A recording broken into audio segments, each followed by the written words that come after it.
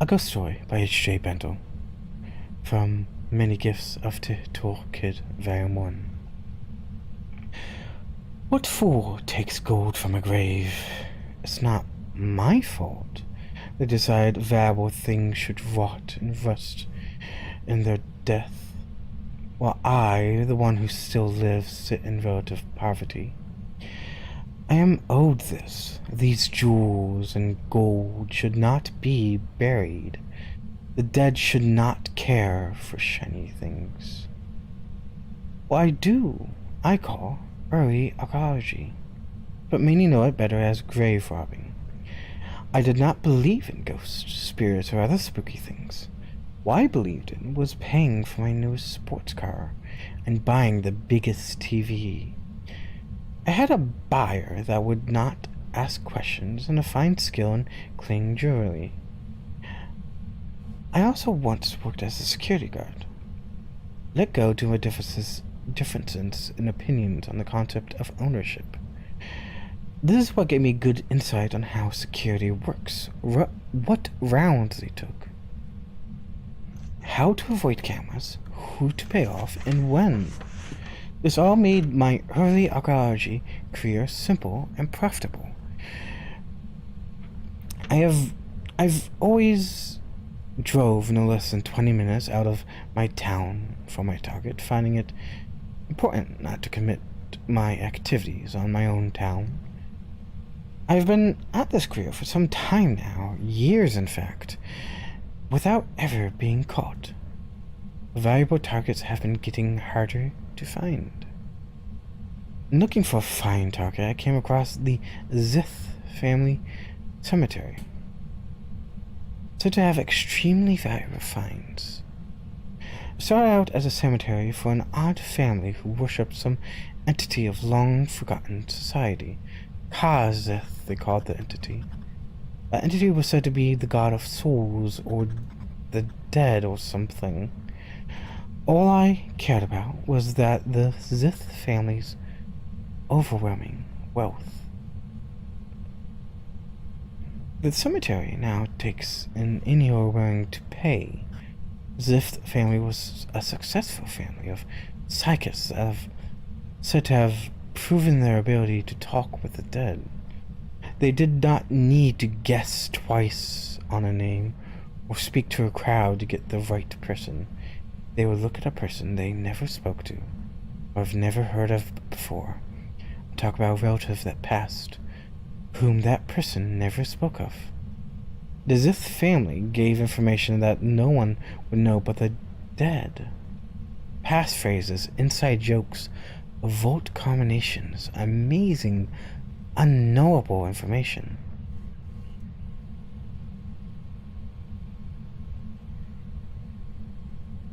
The amazing gifts the Vhek'ith family displayed were lost to all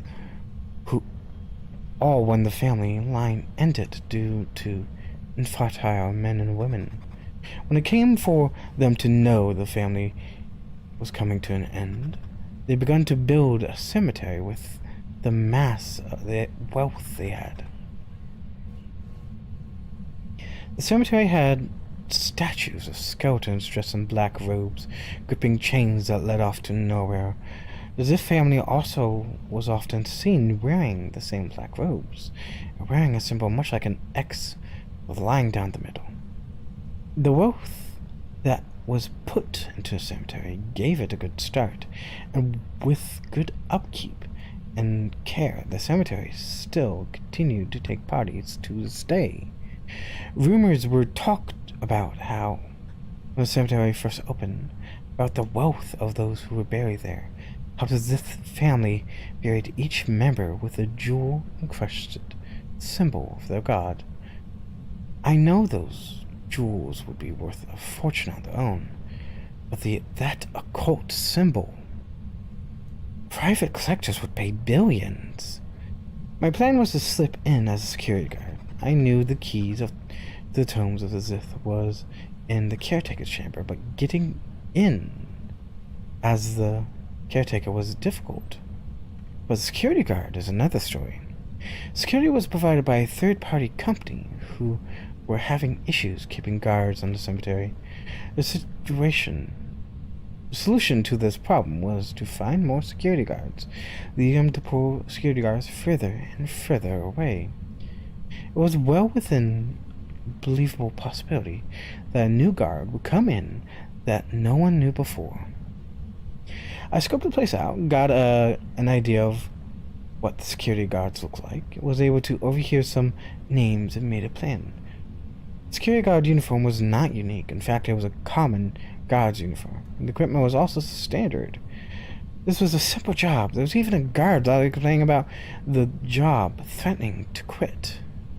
I acquired the uniform for the standard uniform supplier, as well as all the equipment, and planned to make my entry soon, saying I was to replace the one who quit. Davidson was his name.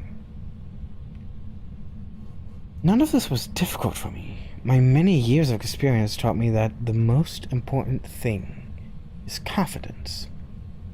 It's the nerves that get you caught. On the night planned, I put on the uniform, held my head high, and drove the 27 minutes to the cemetery. Walked up to the guard's post and informed them that I was filling in for Davidson. It was flawless. Due to the high turnover rate of this position, no one questioned my presence. They let me in and gave me a security key card. The prison equipment, the person also equipping me also gave me a flashlight with a blue light filtered lens, and asked if I was up to date on everything going on. In an attempt to get information, I answered no. He informed me that the security was hard to keep in the cemetery because of the ghosts. The ghosts would wander and take the sacrifices laid on the graves, and that they could be seen eating the food and drinking the drinks. Amber light or blue filtered light would make them no longer visible. But they were under strict orders not to put the amber lights in the cemetery lighting system. That is what the flashlights were for, so that we would not see the ghost. After I got my badge, I was told my rounds and station immediately broke off from my assigned spot. I got the rounds and times of all the guards from the guards break room and used it to sneak around. The nearest place that would be empty for all guards was the main cemetery field. That is where I would cross over to the Zith mausoleum. The main field was a well-cared-for cemetery with large mirrors that had the same odd symbol, sandblasted and inset with rubies. The mirror was no less than 8 feet tall, well-polished, and showed a dark reflection of the graveyard. Cemeteries have a way of playing with your mind as stories are told and rumors are spread. I have seen many things move out of the corner of my eye on my expeditions before, but this time it was different. All I saw was a shadow move. I did not see a face, and when I looked back, panicking that I have been found out, I could not see who made that shadow.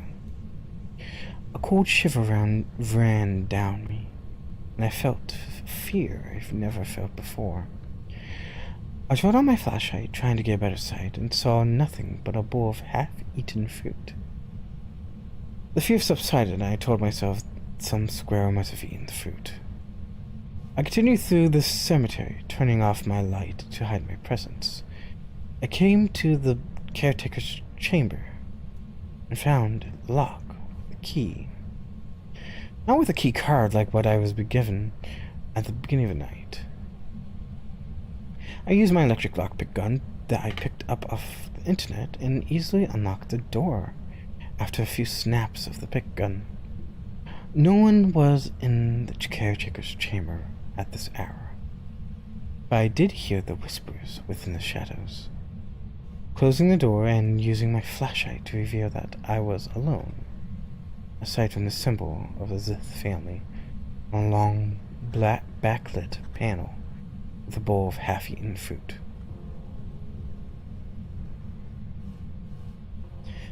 My research led me to believe that this chamber led directly to the Zith family chamber, as well as a few other key rooms. According to the scheduler, there would be no less than 3 guards into this Zith chamber. But a guard switch was to happen in 5 minutes. My scouting told me these guards are lazy and slow, and there was a 7-minute window between the guards on duty leaving and the new guards arriving, something they would be punished for. The 5 minutes were passing slowly, and I looked for another way to kill time. My attention turned to the half-eaten fruit. It was eaten much like in the same way the other fruit on the grave was. Rotting around where it was eaten. From my eyes, a bite mark was growing, like something was taking a bite out of it. I reached to pick up the fruit, only to find my hand meet someone else's hand, cold as ice. Upon touching the cold hand, I found myself capable of now seeing it. A shadowy, bony hand. I looked to see a face, only to see a twisted, shadowy face, with eyes sunken in and drawn down, and a more inky black, hanging low.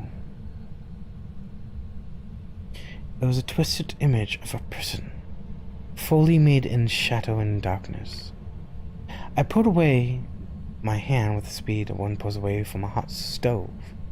With the speed I pulled away, the figure faded out of existence, moving away in such speed and panic that I fell, breaking my flashlight.